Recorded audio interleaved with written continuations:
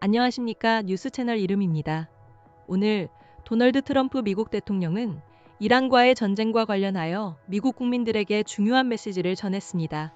트럼프 대통령은 현지 시간 4월 1일 백악관에서 행한 대국민 연설을 통해 앞으로 2에서 3주 동안 이란에 대해 극도로 강력한 타격을 가할 것이라며 전쟁을 지속할 의지를 분명히 했습니다. 지난 4주간의 군사작전에 대해 신속하고 압도적인 승리를 거두었다고 자평한 트럼프 대통령은 일각에서 제기되었던 종전선언이 아닌 더욱 강력한 공세를 예고했습니다. 그는 이란을 석기 시대로 돌려놓겠다는 강경한 발언으로 작전 목표를 재확인했습니다. 이에 대해 봉영식 연세대 국제대학원 개공 교수는 이를 트럼프 대통령 특유의 강하게 때리면서도 협상한다는 이중 메시지로 분석했습니다. 즉, 강한 압박과 협상이 서로 모순되지 않고 오히려 상호 강화 요소로 작용한다고 보는 시각입니다.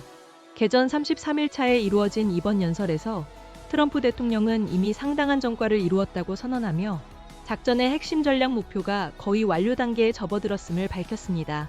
그는 이란 해군이 완전히 파괴되었고 공군과 미사일 프로그램 또한 전례 없는 타격을 받았다고 강조했습니다. 김재천 서강대 국제대학원 교수는 트럼프 대통령의 이러한 일방적인 승리 선언이 외통수에 몰린 상황에서 협상이든 지상전이든 의미 있는 반전을 만들기 어렵다는 판단에서 비롯되었을 가능성이 있다고 분석했습니다. 또한 트럼프 대통령은 자국 경제 상황에 대해서도 긍정적인 전망을 내놓았습니다. 인플레이션 없이 18조 달러, 우리 돈으로 약 2경 7,370조 원에 달하는 기록적인 투자가 유입되었으며 주식시장 역시 사상 최고치를 기록하며 위협에 맞설 경제적 기반이 그 어느 때보다 튼튼하다고 설명했습니다. 하지만 호르무즈 해협에서의 안전 확보에 대해서는 동맹국들의 책임을 더욱 강조하며 불만을 드러냈습니다. 그는 호르무즈 해협으로 석유를 수입하는 국가들이 스스로 통로를 확보해야 한다고 말하며 한국과 일본 등 유럽 국가들이 이 역할을 맡아야 한다고 언급하기도 했습니다. 이는 호르무즈 해협 파병 요청을 거부한 동맹국들에 대한 불편한 심경을 반영한 것으로 보입니다.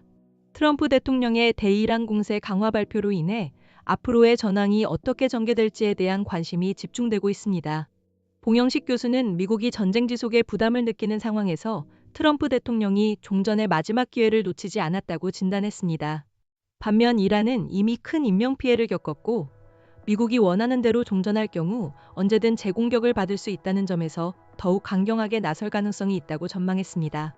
김재천 교수는 오히려 트럼프 대통령의 향후 2에서 3주 공습 강화 발표가 이란에게는 그때까지만 버티면 된다는 메시지를 주어 공습 종료 후에도 전황이 크게 바뀌지 않을 것이라고 예측했습니다. 지금까지 뉴스 채널 이름이었습니다.